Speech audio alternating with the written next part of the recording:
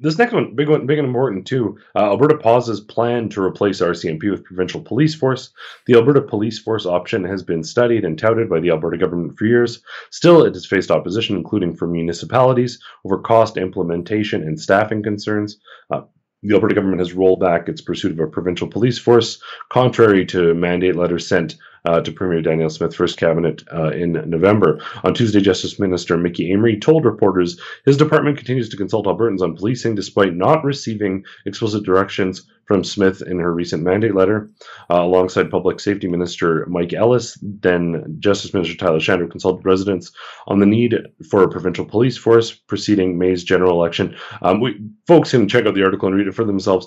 You know, I don't know what I don't know if you have a chance to talk to a lot of people out in the field about this, but even among sort of conservative circles, and despite a lot of what the RCMP has done, and we don't need to get into some of the questionable antics of the RCMP, but I find people are very divided on this. Some might be in favor of the idea of sort of subsidiarity and reducing the federal influence and having more authority, but then when they look at the costs and the sort of logistics that go into it, they're sort of like on the fence about it. What have you heard, or where do you sit on this issue?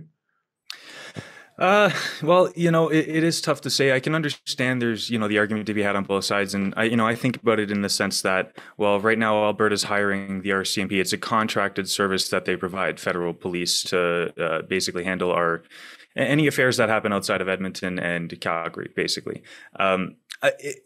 They have the infrastructure in place. They have the officers at hand. It makes sense financially, I would think, to just contract them to do the service. However, you look at the end result of that service, and I can't help but think about the Coutts blockade. There's obviously a lot of legal matters that have evolved out of that. People that have that remain detained to this day. Lots of charges that came through, and that was a very large moment where people questioned, okay, why do we have the RCMP doing this? I still remember there's a Fish and Wildlife truck that they had at the blockade. Yeah, I remember the police barrier. They were scrambling for resources, and that was probably one of the more high profile incidents they've had to deal with. Did they do a good job? That's a good question. And I think from that, there was a lot of people that did, especially it was revitalized or revived this concept that we should have our own Alberta police force. And at the end of the day, I do think that's the road that we should take. How feasible is that? Well, it seems like the current leadership here says it's probably not likely. So yeah, we'll see how this story presents itself in the years ahead.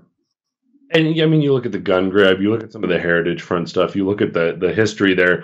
There's certainly problematic things. Now, those things might pop up, but one thing that you got there perfectly right was Coutts, and I'm sure you probably noticed this as well. But I know I talked to just about every cop who was there, and that was a lot of them over in Milk River. They had to bring folks in because, one, they didn't want the local police who'd be dealing with locals doing that stuff.